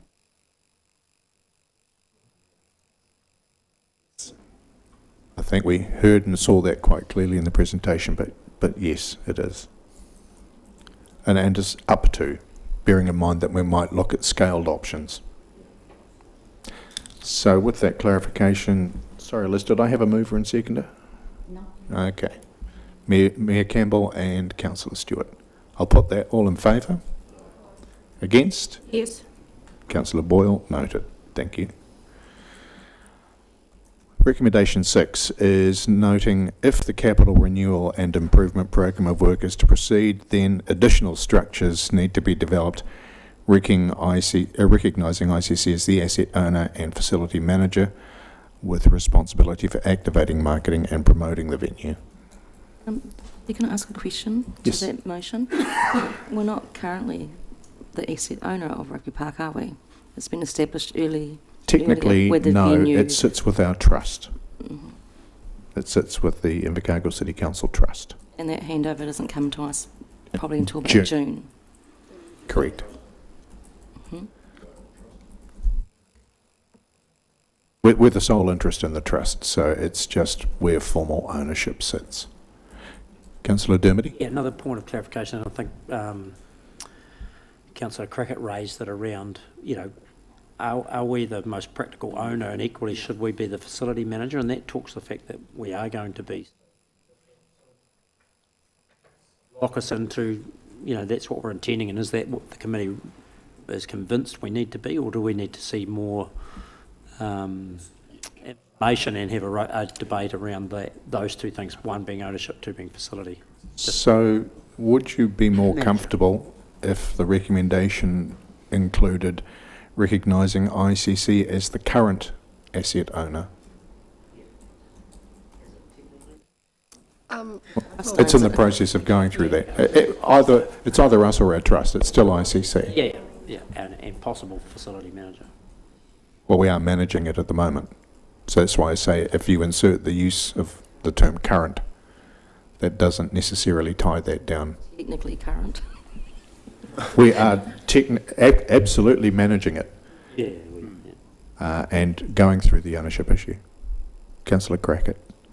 Thank you, Chair. Does that then reflect the intent if the committee is willing to explore what other activation, management, marketing, promotion units could do that? So technically, no, it doesn't, but similarly, it doesn't close it off.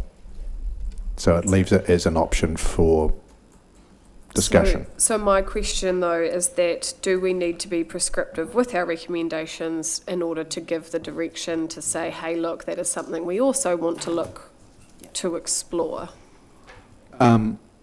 It could be implied, although at the same time, I guess, Mr. Day, it could be that in the interim staff have the discussion. I mean, the Indoor Stadium Trust are probably learning about this now. And they may go, hell no, or, there's an interesting concept.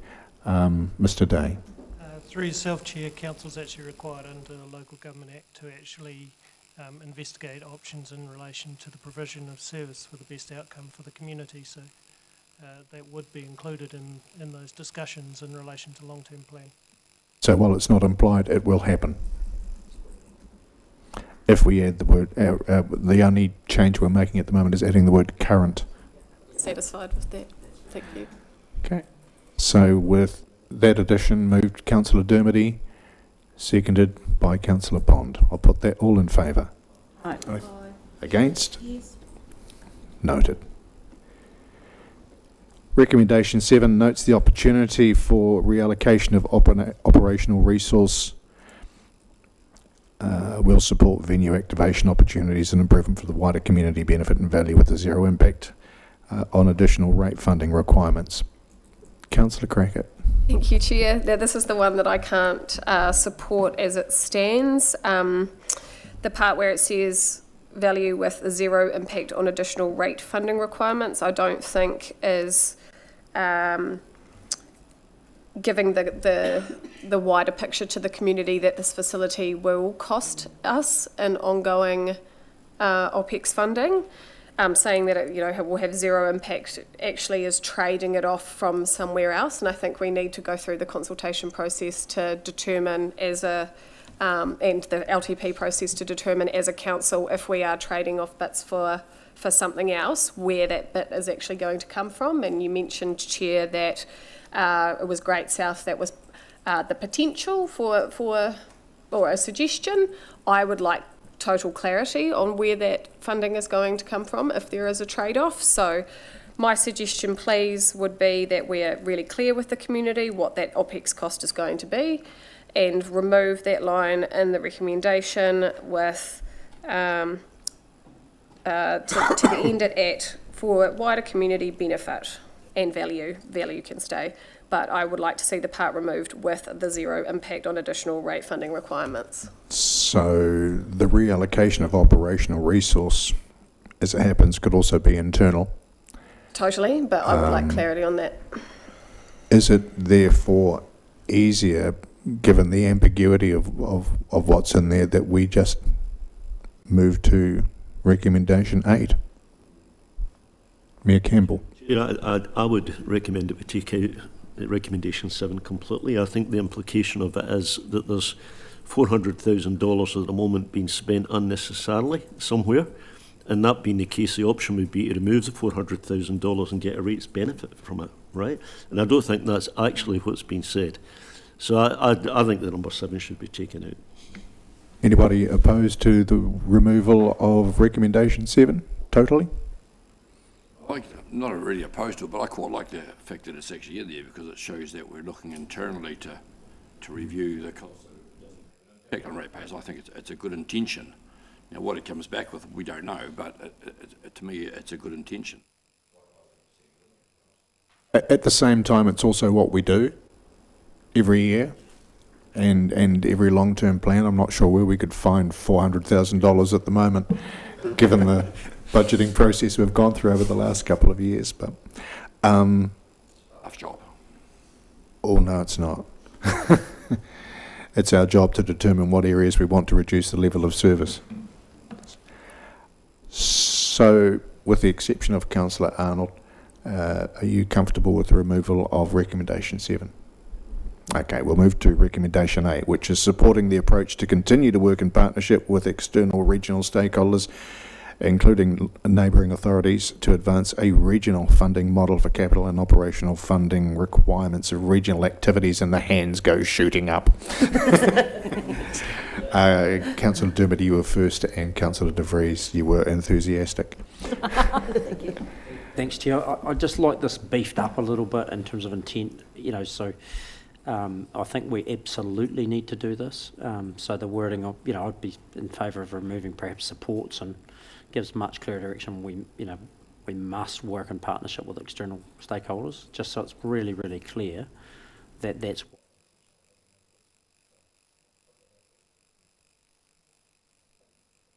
Councillor Crackett. Thank you, Chair. Look, I don't see, I think this is a great idea for us to explore, but I really can't see our regional in particular, neighbouring local authorities, coming in to fund this with us in a model that is an ICC venues, is run under ICC venues, right? Because then would they not already be helping us fund the Civic Theatre? Would they not already be funding us with the swimming pool as a regional facility as well? Noting that a lot of people from Gore, a lot of people from Southland District come into the inner city to use these facilities as well. I think that's why my, I guess, uncomfortability around recommendation 6, with us as the asset owner, yes, but with us as I can't see a funding model where they'd be willing to help us fund the operations of it. I'd love us to explore it, but I think, from a long-term perspective, and I mean, you brought it up before, Chair, that there may be a solution to that on the horizon somewhere soon with the potential for reform. But right now, it makes me uncomfortable. I think that I just can't see them doing it, really. And so for that reason, I won't support. Oh, no, I will support, but I just don't. Good luck, is what I'll say. I hear what you're saying, Councillor Cricket, but it's external regional stakeholders, which includes neighbouring local authorities. So it's not just them. I mean, external stakeholders, we had 2 of them in the room during the briefing. Yeah. Councillor Dermody. Back to that point, and I think the report highlighted, and I think it was Taranaki, Rex, that we're the equivalent of ES fund the stadium up there. So they put capital and operational piece into it. So I think the beauty of what the report does is it challenges some of the thinking that perhaps is in the community or in some of our stakeholders. So I think we still should ask. I agree, we may not get that, and I can see perhaps the argument why they wouldn't, but we've got to ask. Campbell. I think it's important that it's in there, although I do share Councillor Crackett's feelings about how likely it is that local authorities will pitch money. And their argument always is that you use our bridges and roads, we use your museums and stadium. Having said that, I think it could well be that as we go through the LTP and we have further conversations on this, that we have a view that we should partially fund this on the proviso that the money does come from other places. I think that is a possible landing point for us. So therefore it's essential, I think, that it's in there. We should be asking the question. Thank you. So for the recommendation as it stands, is there a mover? Councillor Dermody, Councillor De Vries. I'll put it. All in favour? Aye. Against? Carried. Here's the juicy one, number 9.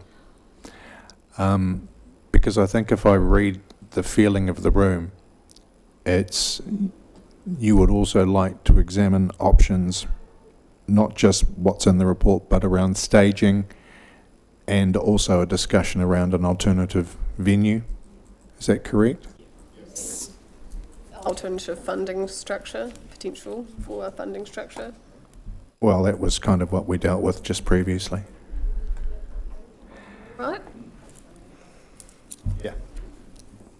So if the recommendation notes the recommendation in the report will be included for consideration in the long-term plan process, along with Add an option for consideration.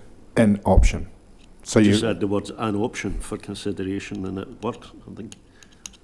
but at what point do we give staff the direction to look at those other areas? And I think that's now. Yeah, it's now. 100%. So if we included for consideration in the long-term plan process, actually, comma, after community at the end to make it easy for you, Liz. I lived.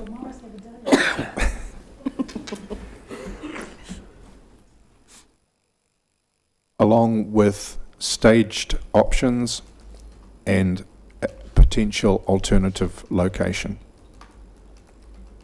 So that covers off. Partial funding options. Age options and partial funding options. Doesn't that come under staged?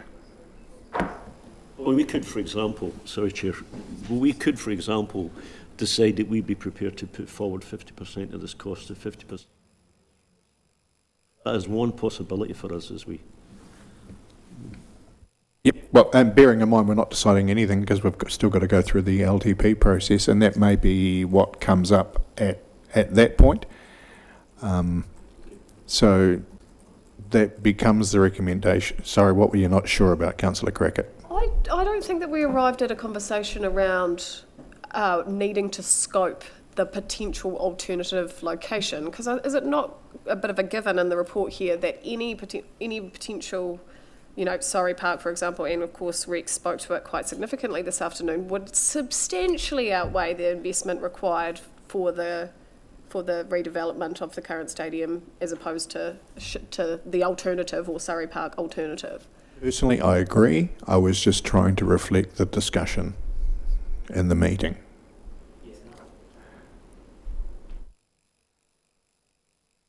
Councillor Dermody. Yeah, thanks, Chair. Yeah, I my view, but equally I think I've picked up from the meeting, is that, you know, there is an appetite to see what different locations would look like on a lower scaled version. So if we tick off the affordability piece and a regional facility and an outdoor facility, you know, but it may not be, you know, at a spec that's currently proposed in the paper, maybe at a lower level spec, and we challenge some of those requirements for some of the sports. So I think Councillor Broad raised that. Then I think we do need to see that, if nothing else, just to confirm that it just isn't a viable option. We need to explore everything.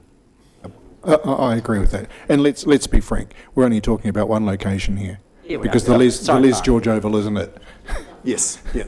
Oh. The location is potential, let's say, potential alternative location at Surrey Park. Could I just seek clarity? What is it you require that's not in the OTM report further around Surrey Park?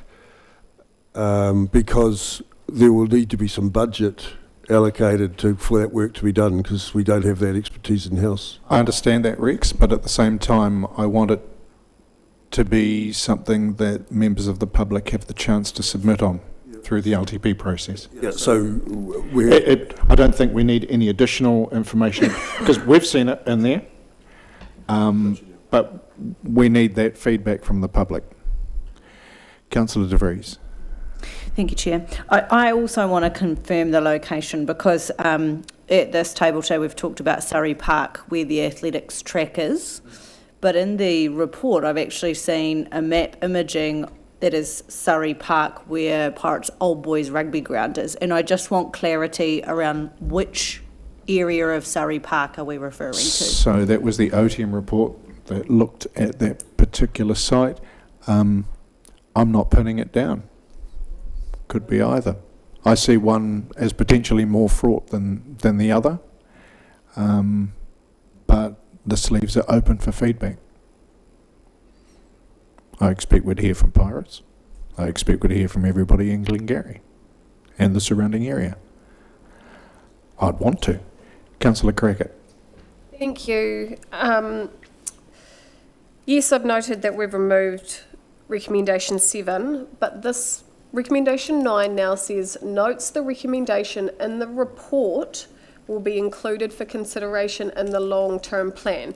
Now, can you clarify for me that recommendation in the report is the recommendation that is outlined in the Southland Regional Outdoor Stadium Needs Analysis and Assessment report? Because those recommendations in that report, as they state,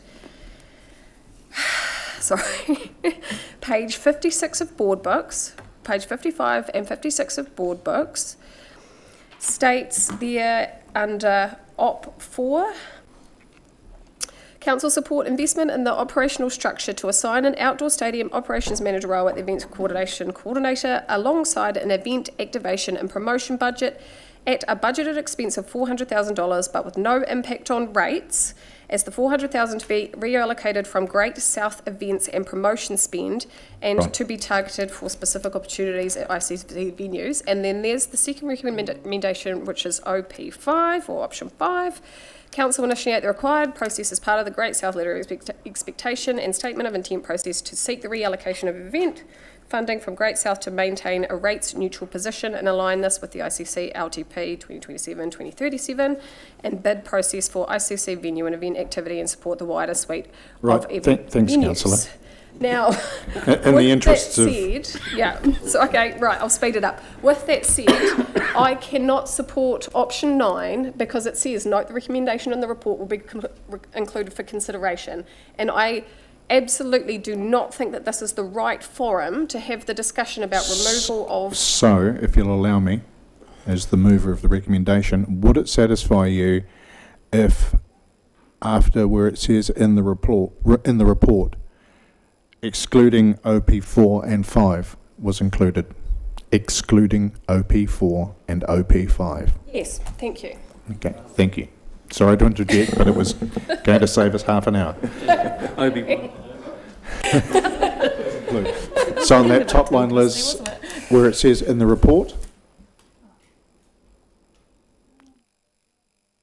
right there, brackets, excluding OP4 and OP5.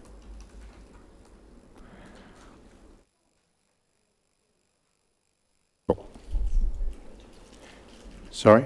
Really, really quick comment, if I may, Chair. No. Okay. Right, cool. Fair enough. It's not going to add anything at this point, I'm sorry.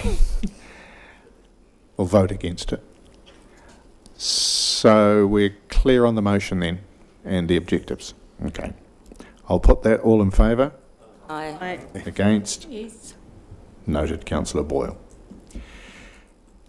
Thank you for your patience in the way that we had to proceed through that. I know there was a lot of expectation and a lot of confusion and a lot of questions to be asked, and I thank you for the way you've conducted yourself through that. I think we have asked good questions. We recognise that there's still a lot of work to come.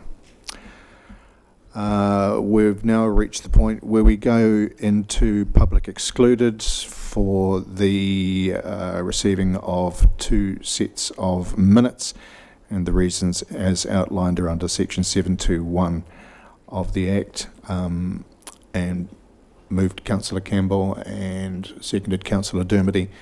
I'll put that all in favour. Aye. Against? Carried. For those of you who have joined us on the live stream,